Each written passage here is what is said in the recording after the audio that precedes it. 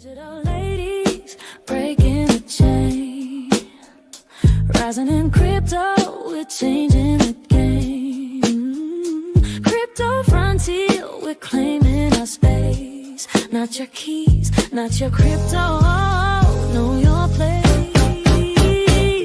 Unscripted, we're bold, we're free. Melissa, Keda, Lady K, and Opti. Dip a toe, come ride this wave. Digital wealth, we're here to pay. Crypto nights, we're lighting the spark. As we ignite now, we're setting the mark. Safety first, we're keeping it tight. Blockchain power, we're shining the light. Unscripted, we're bold, we're free. Melissa, Keda, Lady K, and Opti. Dip a toe, come ride this wave. Welcome to Digital Ladies Unscripted. How you doing this evening, ladies? Excellent. Excellent. I got to do some housekeeping here on the back end. Welcome back to Digital Ladies Unscripted. Guys, ETFs are here. The question of the day is, will XRP and crypto prices explode, or are they going to get just more boring? News comes out and nothing happens. The floodgates are open. Spot XRP ETFs are starting to trade. Solana and others are right behind. We got Bitcoin and ETH ETFs already holding over 120 billion. But do these Wall Street wrappers actually pump prices, or do they just bring sleepy institutional liquidity to a market that was already wild 24/7? Tonight, we're going to talk about the real impact on price action, whether fresh billions are truly coming in, and if your portfolio actually benefits when your favorite coin gets an ETF. Now, ladies, as of December 1st, as of today, the U.S. Securities and Exchange Commission has approved a range of cryptocurrency ETFs, starting with Bitcoin and Ethereum in 2024. And now they're expanding into altcoins like XRP, Solana, Litecoin, and HBAR throughout 2025. The altcoin ETF season has been driven by regulatory clarity, including new SEC guidance in July of 2025, and then the streamlined approvals under generic listing standards just have come rolling in. And ETFs provide regulated exposure to crypto prices via traditional brokerages without needing to manage wallets or keys. So it's kind of exciting for folks that maybe they want to dip their toe, but they're frightened. They're scared about crypto. They don't want to do the homework that's needed to house their own crypto and whatnot. And so before we start kind of diving in, because I kind of want to break down, I don't know about you. We're saying this show's not financial advice. We're not financial advisors. We don't know a whole lot about ETFs. We're just going to straight up say it. We're just giving our opinion, looking at our research that we've pulled up, and kind of talking about it out loud. So if there's any experts that are in the chat, drop it. Like if we have any missteps or whatever, feel free to comment. But the most of the information we got is from research. I wanted to kind of touch on the different kinds of ETFs that are out there, maybe talk about what does it mean whether when your particular coin gets an ETF, does that mean all of a sudden price go up, or is the liquidity already there? And then maybe touch on the types of ETFs that are already in existence now. So yeah, without further ado, kind of let's go around the room and say hello and tell me what you think right off the bat about ETFs. Are you excited about it? Do you know anything about them? What are your thoughts? And we can start with Keda and go Lady K and Opti. Lady K and Opti, dip it down, come right this way. Huh? The ladies here today. Oh.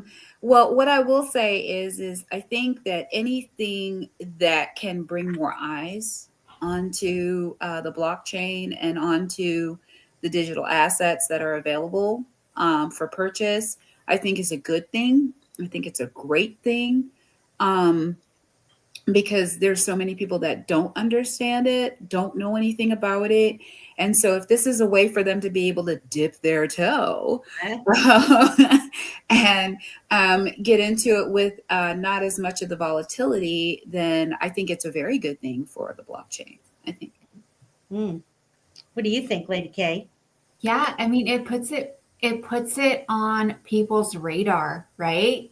So it goes from like, oh, that speculative gamble over there that, the government may or may not like, to like, we can invest in this. So we got to look into it. We got to see what the risk is. And then we got to like tell our clients about it. So like, I think in the long run, that's going to help, the XRP price, as more people buy in and more people start looking at it as a serious investment.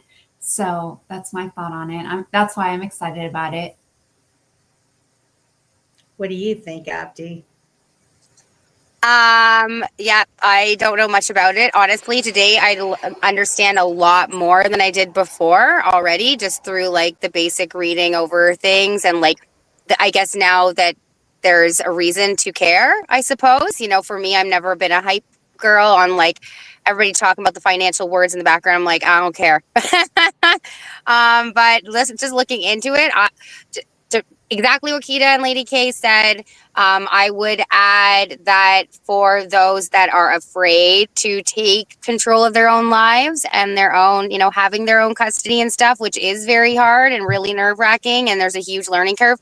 Most people at this point who are into finances have a very big, have understanding of these other old school financial, ways of going about investing. And, some of them have even gone off into like what I understand about like Wealthsimple and some of these other ones where people can actually sort of do like what we're doing, but they're not self-custodying, but they're still doing their own trading and stuff, so that it gives them a little, like you both said, more eyes on it, more experience with it. And then, maybe they'll come to the light side where they custody their own stuff and, we empower more people.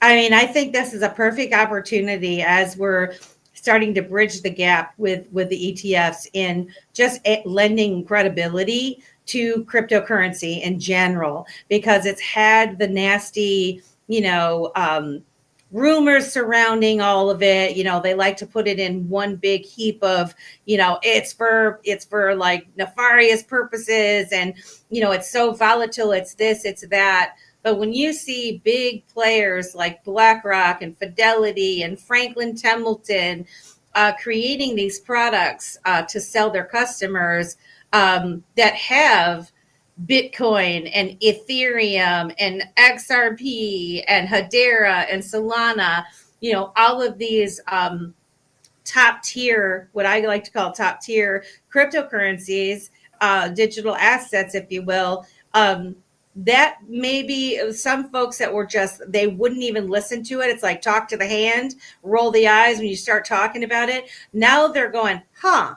And, fortunately and unfortunately for them, it's only until their broker, someone that they've been their financial advisor, once they've been given the green light to start introducing these products to these folks, they're going to say, you want to participate in this ETF we got going? We got this really hot one. Everybody's doing it. They're going to start talking about it on the news. And people are going to go, yeah, I'm going to dip my toe in that. The unfortunate reality for them is that they will not own the actual real asset. They're going to own an interest in the asset, right? You guys want to talk about that for a hot second, the difference between owning the real asset and participating in something like an ETF, where it's a product that is sold to you that you have an interest in it, right? So what do you guys think about that? I think there's a lot to it. I think what it does, like I said earlier, it takes some of the pressure off when it comes to the volatility of the actual asset, that's one. And then two, for those people that are already into the cryptocurrency and digital asset space, like we understand the difference when it comes to purchasing the actual asset, right? There's ups and downs, there's volatility, people get very emotionally involved when it comes to purchasing digital assets and cryptocurrencies. In some instances, even more so than other assets that they may purchase. I think that there is a difference between owning the actual physical, like not physical, but owning the actual asset as opposed to having the fund, because the fund is just that. It's a fund that buys into the cryptocurrencies, and you don't have control over which cryptocurrencies are in it. You know what I'm saying? It's just a fund that says, okay, these cryptocurrencies are in it. Okay. And you basically, to me, I feel like the ETF is almost like an IOU. However, what's coming out now are the spot ETFs. They're a little bit different than the futures, ETFs. The difference, one of the differences is the fact that there's supposed to be a 1-to-1 on it for the spot ETFs. So I think that adds to the value of said digital assets and cryptocurrencies, because they have to purchase it, which takes it out of circulation. So that's just how I understand it. And if anybody has anything else that pretty much. Well, I definitely have an overview of the different types, but I wanted to know their thoughts on this before we get into the different types, because you're right, Keda, they're different. I mean, I was just going to say, can we just give them the definition of ETF, please? I don't think we actually went over. Did we? I don't think we did. Oh, exchange traded fund. Thank you. ETF. No worries. So you're buying shares, which represents ownership in this fund, right? And with spot, they're buying the actual crypto, so you have an ownership in XRP within that fund, and your shares represent that, your allocation, right? And then, like with futures, they do the contracts thing, which I never really liked the futures because that's more gambling, right? You guess on whether it's going up or down, and so they're doing that. And then you have your shares represent your ownership of that, so owning, not your keys, not your crypto, first of all, right? You are just they have the fund and you have ownership in that. Your shares represent that. And so that's the difference between owning the crypto yourself and buying into an ETF like this. I like to say you have an interest in it, because you never really own the actual asset. You own an interest in the asset, and the earnings from those assets get passed along to the people that hold the fund, right? Based on your percentage of the overall fund, that's how much money you're going to get back, the way that I'm understanding it. And so, like you said, not your keys, not your crypto. So with an ETF, you do not actually own the actual cryptocurrency. You own the shares in a fund that owns the cryptocurrency, or derivatives. You have derivatives of that. You never touch private keys. You never move your coins to your wallet, and you can only sell the shares on a stock exchange. So like, do you think that it's more like a similar to like what a liquidity pool is? Yes, except for the fact that you cannot. So with the liquidity pools and DeFi, like we're talking about, this is why it's so important, I think, for folks to really start diving into it, dip their toe, learn as much as they can, start exploring the tools that are available to us. Because with like the liquidity pools that are available, where you can put your own crypto into it, right? And it is risky. Now, there's a risk with all of this stuff. The difference between an ETF and using a liquidity pool is that when you put your tokens in or your coins in, you can pull them back out, the actual coins, the actual tokens, right? When you buy interest in an ETF, if you put X amount of dollars into an ETF, I don't care if it says it's XRP or Bitcoin or Ethereum or whatever, you're going to get dollars. You're not going to be able to say, I want to pull. So you might have an interest in, say, something, your share is equal, one share is equal to say 10 XRP or whatever. You know, and that's something we'll talk about with the different types, but you know, there's a lot of prices floating around and, you know, it's at 20 something dollars and people get excited and they're like, does that mean like XRP is 20 something dollars? No, that means that if your share has X amount of value worth of XRP as one share. And so as that goes up, so does your interest in it and the amount of value that gets back to you. But it's back to you in dollars. The companies that hold and they own the asset.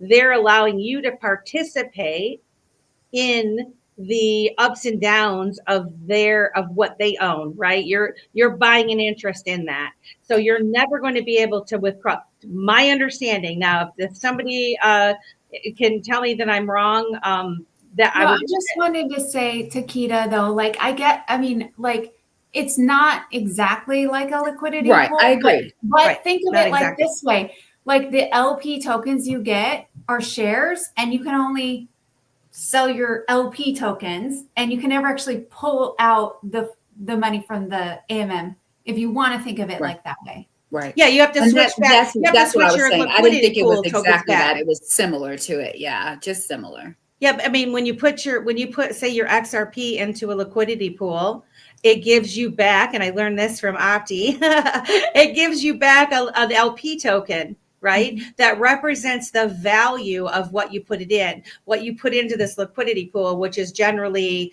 you know, XRP and the butt token, right? I put both of those values into the liquidity pool and it's going to go up and down in price and whatnot. And as it goes up and down in price, so does the value of my LP token, right? And at which point I can exchange it back for what I put in. I can pull that value out. We're hoping at the end of the day that the value is going to be up, right? It's going to be up in value. Same thing with these ETFs. You're going to buy some shares in these ETFs.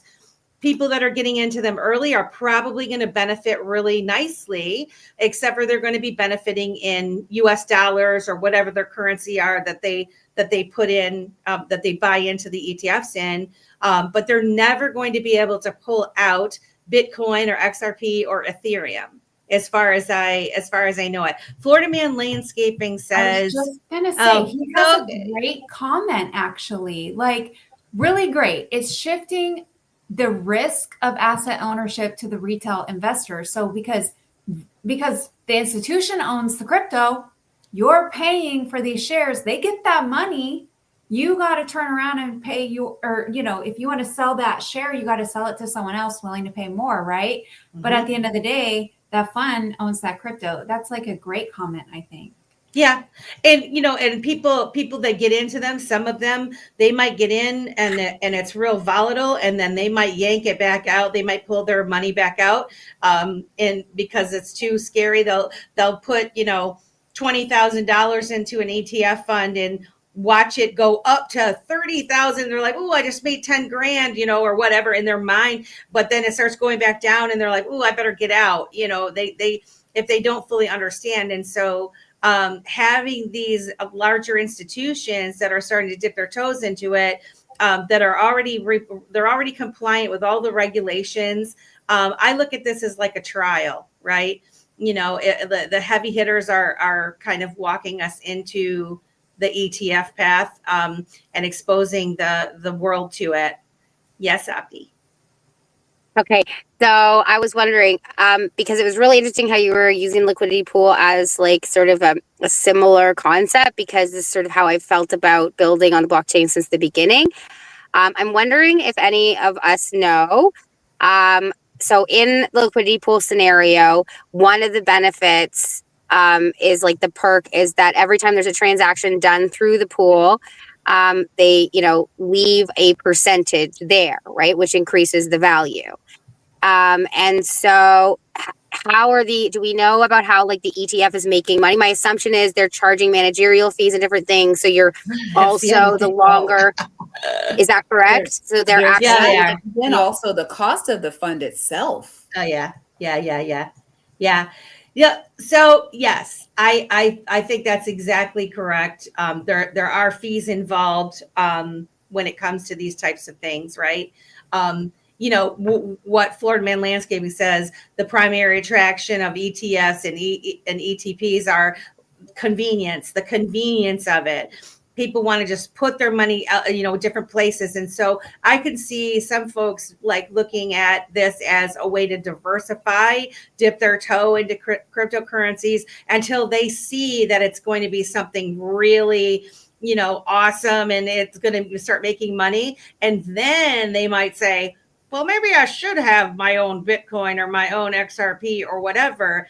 And, we all theorize that as this money comes in and they start to see it, then the wave of folks start coming in and wanting to buy it. And then that's what's going to push the price up. Now, before we get to which I know we're going to go over the different kinds of ETFs, but one thing I did want to touch on, because everybody gets really excited when we talk about ETFs and thinking that because this is happening, we're going to see price just moon because all of this liquidity is going to come in and everyone gets super excited about it. And I thought about it the other day and I'm like, well, wait a second. They're selling a product, right? Their product is packaged up Bitcoin or ETH or XRP or whatever it may be. They already have it. They are, like, a lot of these institutions they've been waiting, right? You don't just fight for the regulatory clarity and get your approvals to provide, a spot ETF or any of these other types of ETFs without being prepared to go live, right?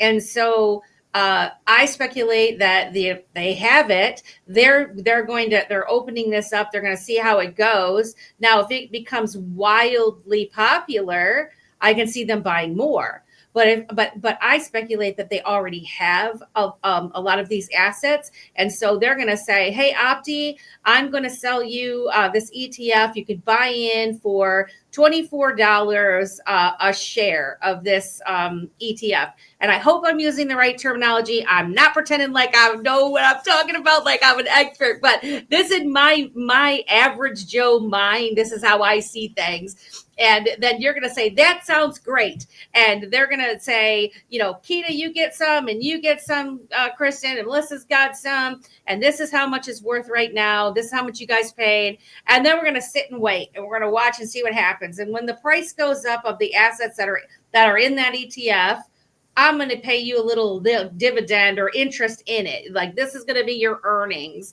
off of this asset. Same thing with stocks, like business prices go up, the business and all that stuff goes up. That's how people make money. And, every year, sometimes they have great, like if you look at your 401k, like sometimes it goes really up and then there's some crazy stuff going on and then it really goes down. So it's kind of the same thing in my mind. I want to know what you guys think. Anyway, Bueller? okay. I'm a Bueller. No, I mean, I agree. And Jay is right about convenience. If I've learned anything, people will pay for convenience. And so I think we should go through the definitions of the ETFs. I think that will be very helpful because, like, there is a difference between the fund that buys and holds it and the fund that just like guesses whether it goes up or down. I hate futures contract. I feel like it's straight gambling. Right.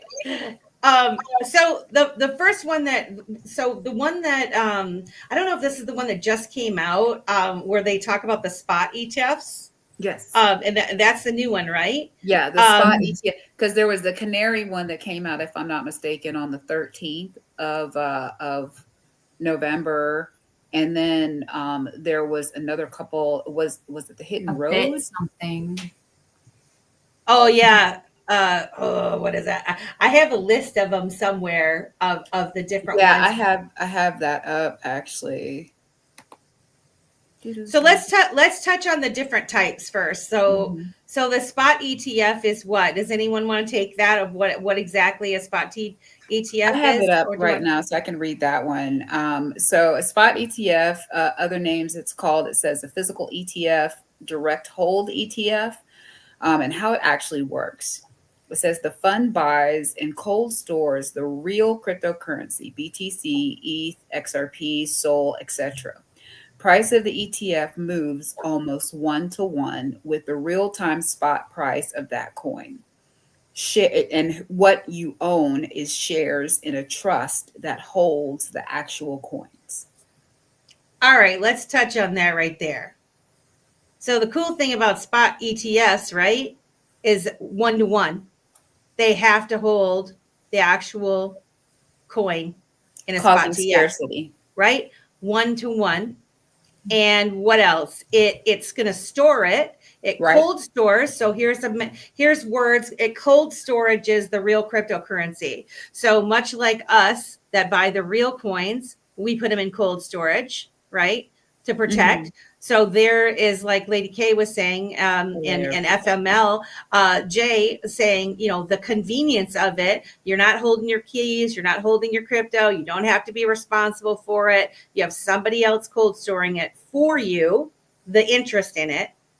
But then it says shares in a trust that holds the actual coins. So it's just a share. It's not the actual coin. Yeah. Yep. And Like, that wouldn't pay that type wouldn't pay dividends. Oh, That's what I don't. Yeah, wouldn't. They're not making money. You know what I mean? They wouldn't pay dividends.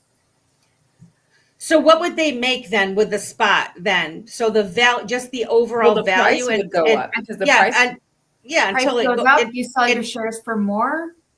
That's what I'm wondering. So okay. And, so that's and the one other thing I thing didn't too know. is because of the fact that they are purchasing the actual cryptocurrency 1-to-1, right, for the actual fund, then that should change the actual pricing. It should, because now you're dealing with scarcity, because now you've taken cryptocurrency out of circulation.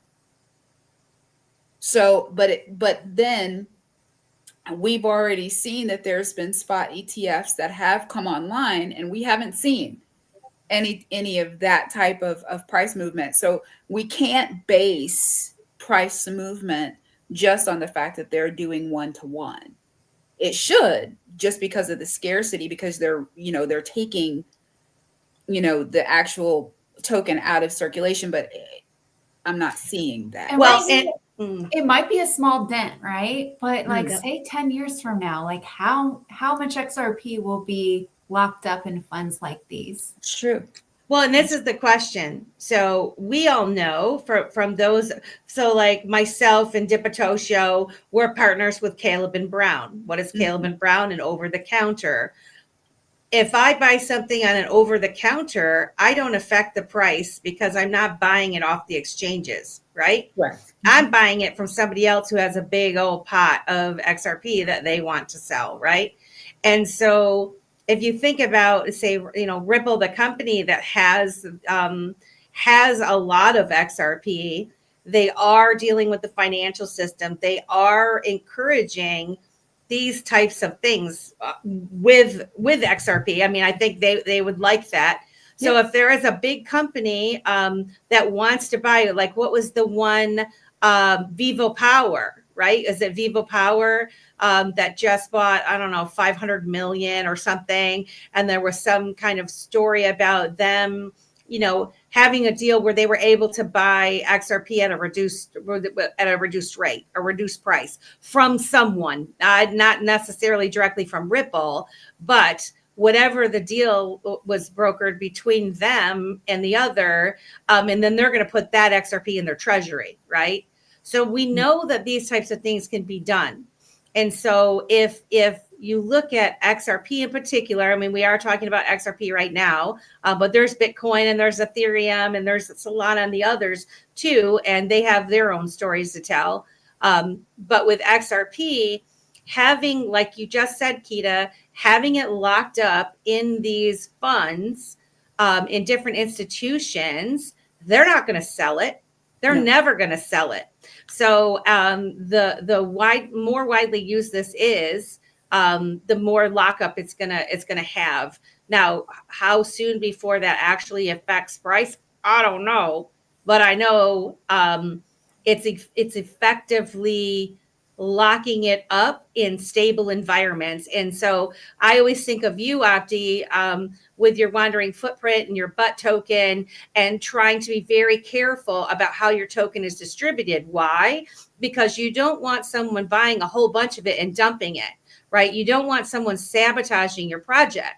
Well, Ripple and any of these other companies are the exact same way, right? And so to me, they're like responsibly trying to, when you think about the entire financial system and the rails that it runs on and all of that, these types of instruments, or I don't think that's the right word, instruments might not be the right word, these types of options to lock it up, I think is a good thing. And I just wonder what your guys' thoughts are on that, because this is where my mind goes. And then I just don't know if I sound like a silly Sally or if it makes sense what I'm saying.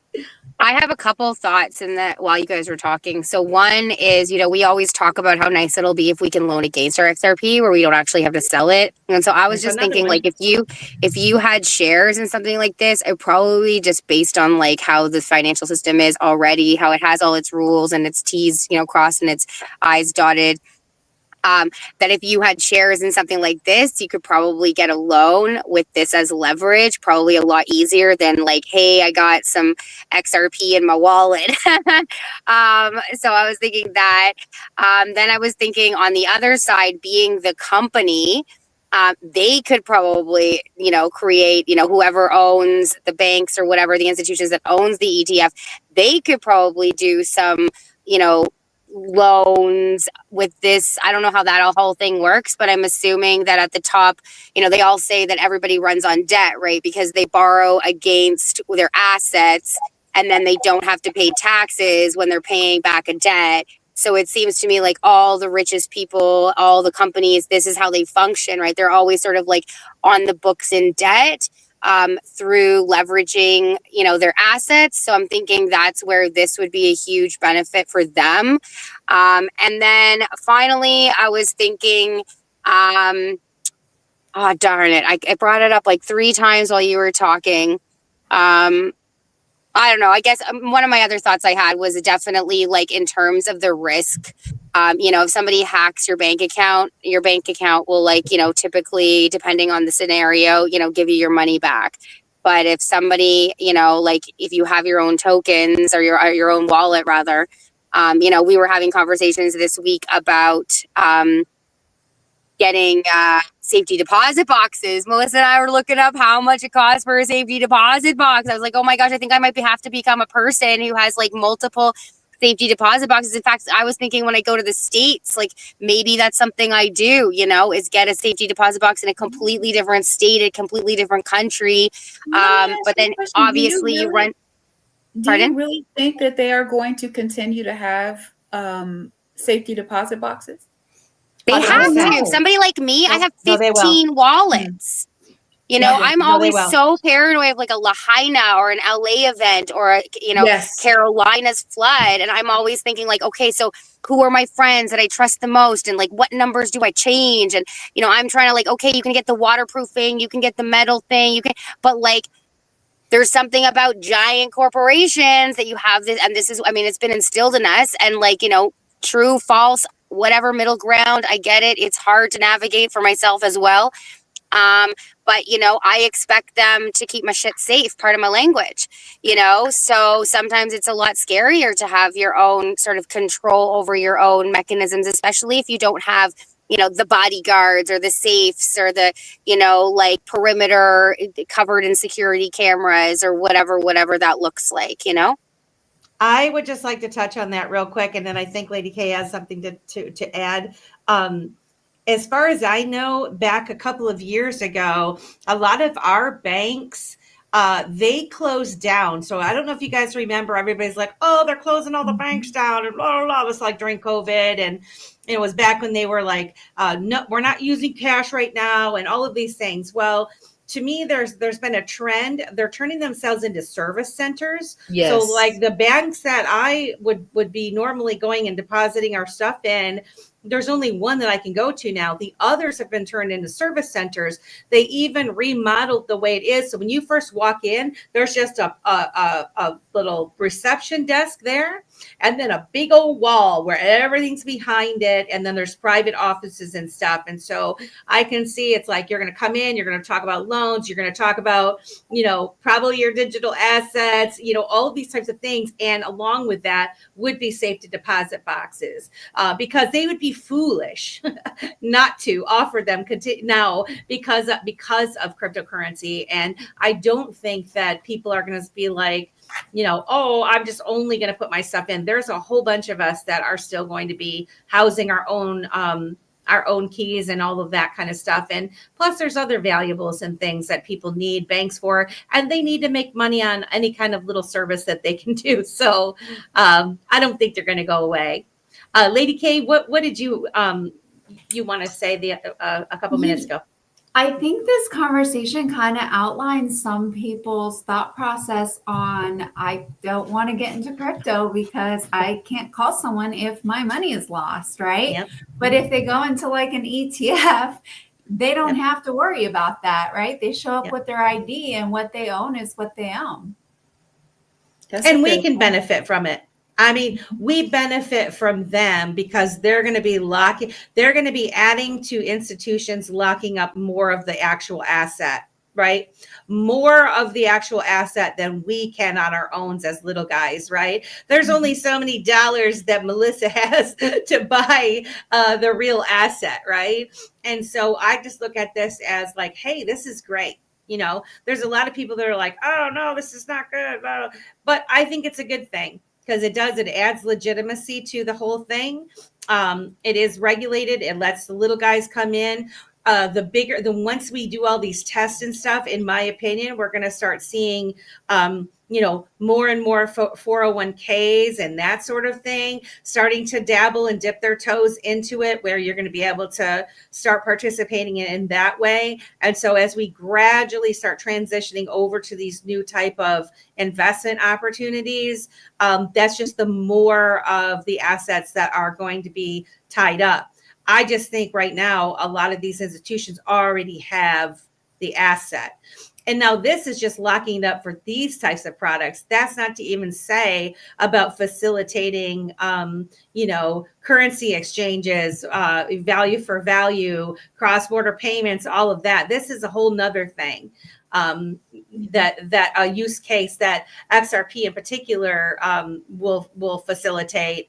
But like Bitcoin, being the first store of value in the digital asset space itself, that's been their trial run. It went from being, it's going to be a peer-to-peer to most people going, I'm never selling my Bitcoin. I'm not, no matter what you tell me, I'm not spending my bits. You could pay me in some bits. You could let me earn some bits. And I'm thinking we're going to see the same thing happening with XRP. So I don't see people wanting to spend their XRP. Unless it is a peer-to-peer kind of conversing where it's going to be like a rotating circle where it's going to come back to you. But even there, I don't see people wanting to spend it. So, what do you think? And also, you're very limited on what you can invest in a 401k. It's not like you can just take the money and do whatever you want. You know what I mean? So if you're in that situation and you're getting free money from your employer, I think this is a great product to 100% too, right? Yeah, because like me, I can't touch it. The only way I can touch it is leave my job and cash out, or take a loan against it. That's the only way I can touch my 401k money to diversify myself. Now, if I take a loan against it, am I taking a risk?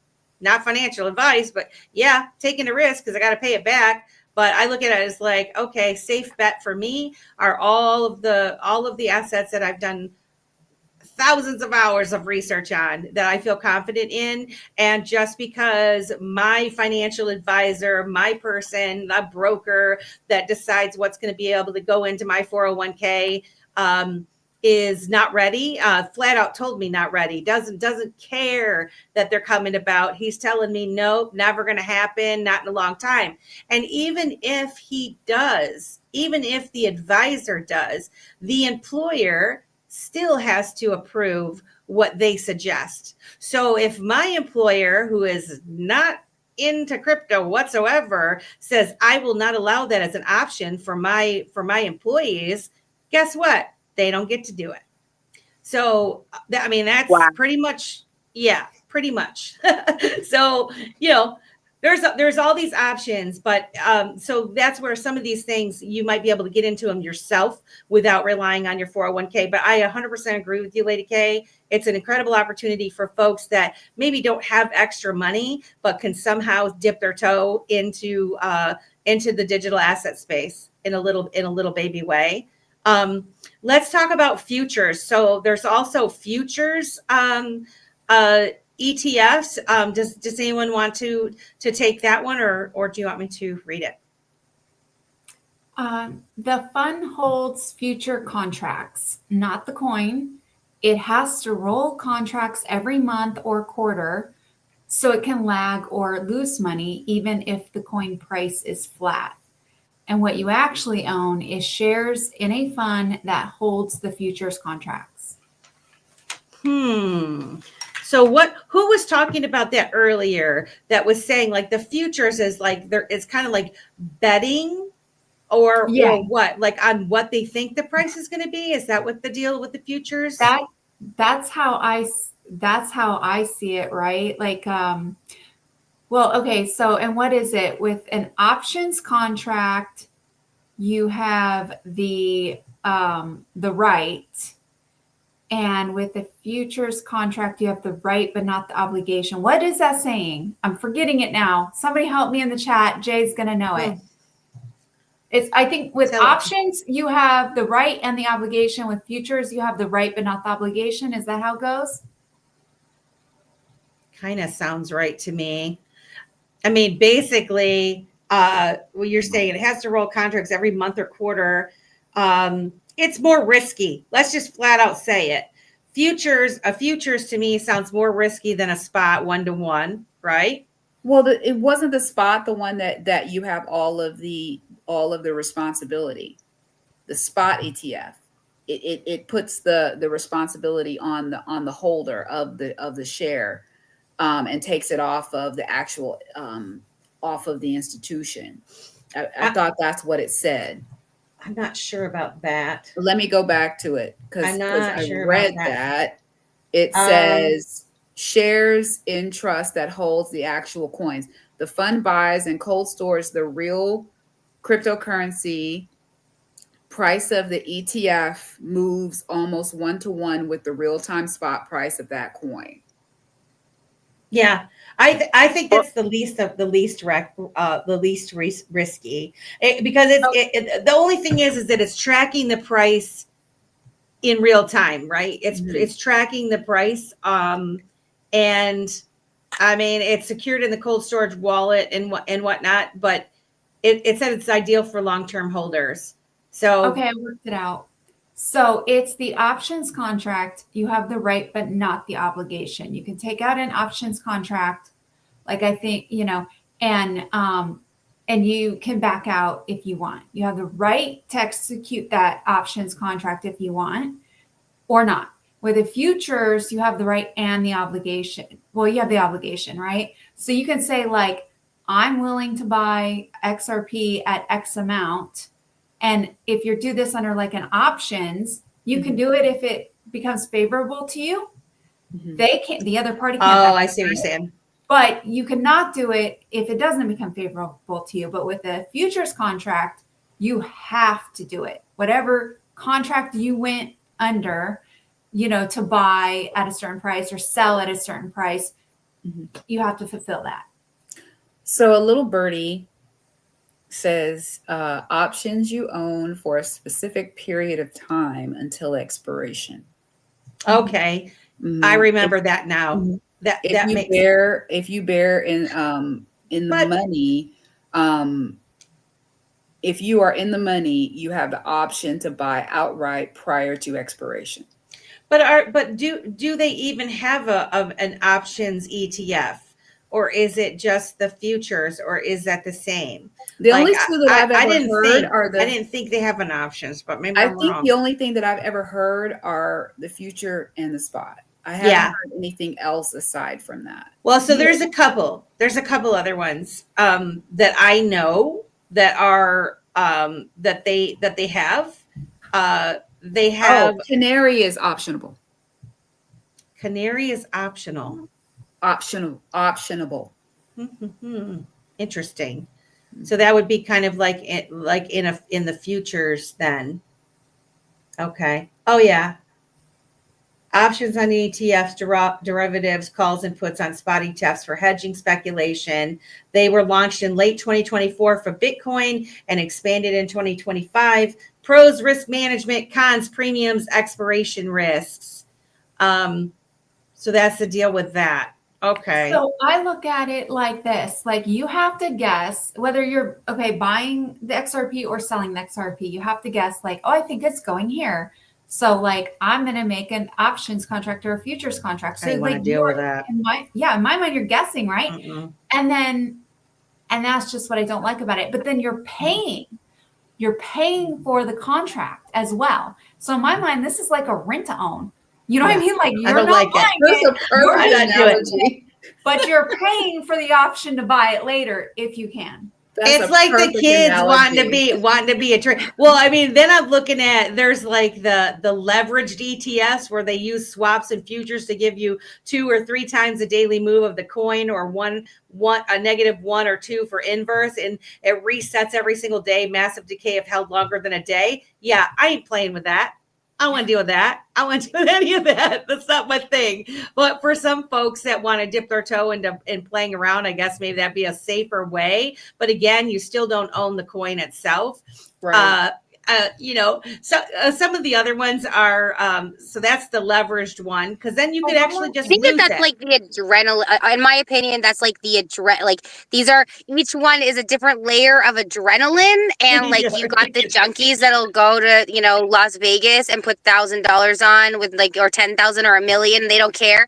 It's just for fun. They like their joy in their joie de vivre is putting money down in blackjack or whatever. Where like me, I might have pulled the thing a couple times. There's a very big difference between the two of us. I think some people love the risk of like being able to maybe get this crazy win, but with the crazy highs come the crazy lows, right? Which is a lot of us. Like we like playing, de-risk as much as possible, even though we're playing in this field. Even though we've gone into crypto, we recognize that it's very volatile. We're hoping that $600 turns to $1,200. We're not these people with 50,000, 100,000, $1 million trying to like double our pocket today kind of thing. I mean, I wish and I hope that like eventually we can all sort of come together and like make these things possible for ourselves. Ultimately, I'm looking forward to our after space. I think it's a really interesting conversation to elaborate more on the whole liquidity pool and like sort of like the cross-pollination of what's possible through that. And also I'm looking forward to talking about the research that you and I did about the escrow.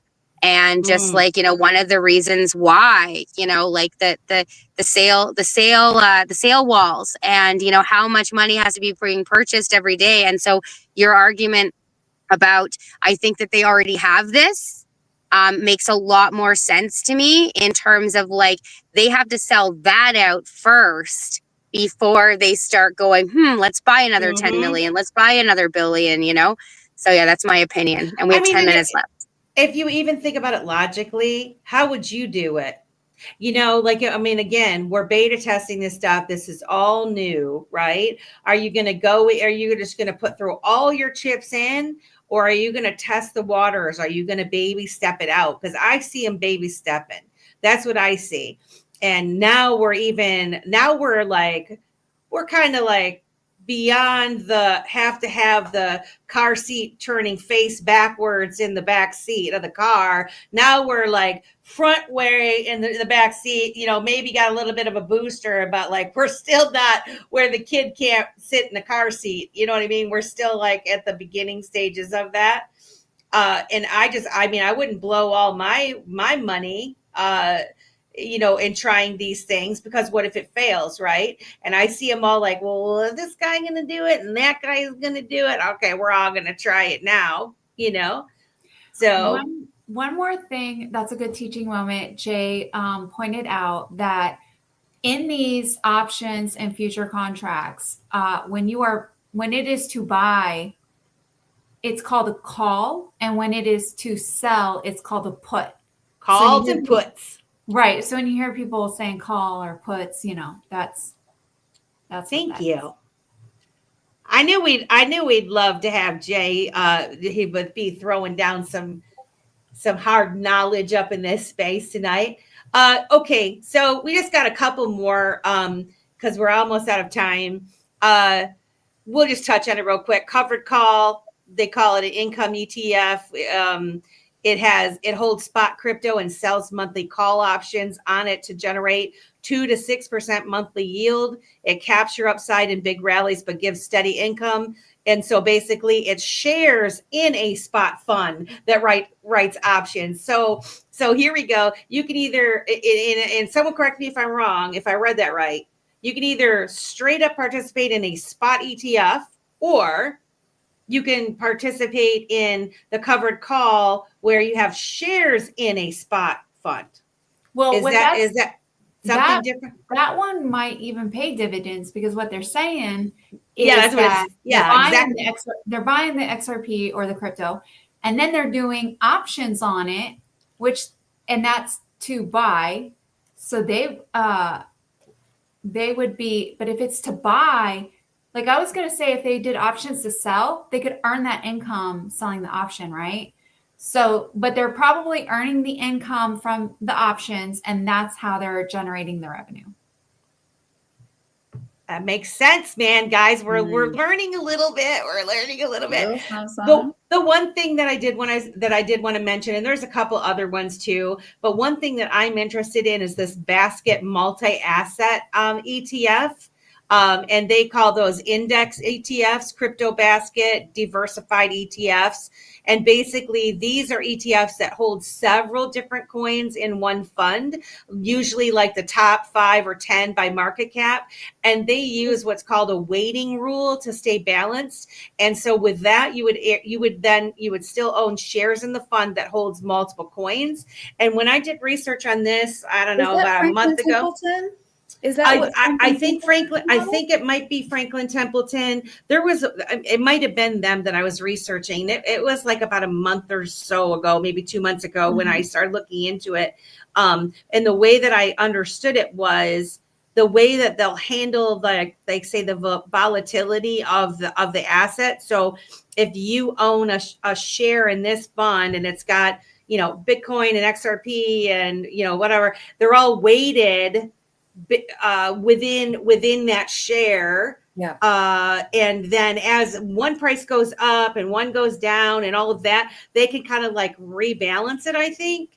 And so these are things that you need to look at when you participate in these kinds of funds, how they handle that, how you're, because one would think, well, if I got it into this and then Bitcoin goes shots way up or XRP goes really up, does that mean that my multi ETF is going to go skyrocketing? I don't think so. Well, I think they're gonna rotate it around based on the value. I haven't seen that happen. I have an account with Franklin Templeton, so I'm in it, and it's a little bit different of a model. For them, they have certain funds, right? And you're putting fiat into it. You're not purchasing a share or anything like that with Franklin Templeton. You're putting fiat into it and you're getting an APY off of it. So basically you're funding that fund to purchase cryptocurrencies and digital assets. So I guess it is a little bit different with Franklin Templeton, but it seems like it's what you were just talking about. Yeah, and what I'm saying is, so it is like that. What I'm saying is the share that you buy, that's the basket of whatever's in it. As the price of those assets go up and down, they can They they can rebalance the quantity of the other cryptos. right. Because otherwise it could be up and down, up and down, up and down. And so like if they have it Bitcoin heavy and, you know, say they have like 10, I don't know, a smidgen of Bitcoin and 100 XRP and, you know, a half of an Ethereum equals 1 share. And then these prices go up and down. They'll rebalance the amount of whatever is in there that holds that based on criteria of whatever that that's what I researched. You know, I might not be 100%. And, you know, the only thing is just look it up for yourself. Hopefully I'm provoking somebody to look it up for themselves and start asking just the question of, well, how does a index ETF balance itself out, you know, or how is it, you know, whatever, start asking those questions and then you'll figure it out, you know, a lot easier than, because I mean, I'm definitely not an expert at it, but Mr. Zam, lots of formulas involved in options contracts. Greeks hold a lot of weight depending on expiration select. Okay, that's different. That's a different. You know, it sounds like a liquidity pool, except with multiple cryptocurrencies, right? Like 10 instead of 2. And that's what I was trying to say. Like, I know it might not be. I'm sure somebody that knows all about this stuff would like balk at me saying, you know, no, it's not the same as liquidity pool with butt tokens and XRP. But in my mind, it is, because one day. I mean, I'll just say in my mind, if I'm going to put my XRP and my butt token in this liquidity pool with the hopes that it's going to go up as, you know, as the prices go up and people start buying and we burn some of it and the price goes up and all of these things, then I can actually pull out the actual asset. That's where I'm saying that is a difference. And so the people that are buying into these ETFs, they're just cashing out fiat. That's it. I mean, they're not going to get the actual Bitcoin or XRP or any of that stuff. So that's the main difference, but it surely is an avenue. And we have like 3 minutes left. I would love final thoughts or any other points that any of you guys would like to make. Buy the cryptocurrency. Not financial advice. Not financial advice. Not your I just want to right. I just want to say, love learning with you ladies. This stuff, I mean, I really have had a hard time wrapping my head around this and this conversation, just being able to like feel not so stupid, like feel like, okay, I have similar questions to other people and that we can work it out together and we can discuss like sort of things that we find familiar without worrying about like the criticism of like using the wrong language or, you know, just like, you know, a lot of people, I think when they're trying to educate, they get really hung up on the language and like, yep, I get it. However, when you're just trying to wrap your head around it, you know, and I appreciate you plugging the Blue Umbrella token and like not financial advice, probably going to stay the same price forever. But I am going to be adding liquidity to it very soon. So, you know, that's another thing we can talk about in the after space. Hope to see y'all there. Amen. Final thoughts, Lady K and Keda. Is she frozen? I was muted. I'm sorry. I was typing because that was my final thought. Go for it, Keda. No, I just wanted to say thank you to everybody that came in tonight. You know, these discussions are always so educational for everyone. So we've had a lot of great interaction with our, you know, with our comment section. And thank you for being here for sure. Amen, also, guys. I wanted to say it like your hat. We didn't see it on there. Yeah, I said it earlier. Little page boy, I love it. I appreciate that, guys. Yeah, this is something we definitely need to keep talking about. I love that we're feeling confident enough to even get it out there, and you know, we're kind of attaching it to real world stuff, and we'll see where it goes, and hopefully we'll have another conversation about it. Please join us in the after space at 10:10. I posted the link in the chat, and we love you guys. We'll see you next time on Digital Ladies Unscripted. Be there, be square. Love you. Bye. Digital ladies breaking the chain, Rising in crypto, we're changing the game. Crypto frontier, we're claiming our space. Not your keys, not your crypto, know your place. Unscripted, we're bold, we're free. Melissa, Keda, Lady K, and Opti. Dip a toe, come ride this wave. Digital wealth, we're here to pay. Crypto nights, we're lighting the spark. As we ignite now, we're setting the mark. Safety first, we're keeping it tight. Blockchain power, we're shining.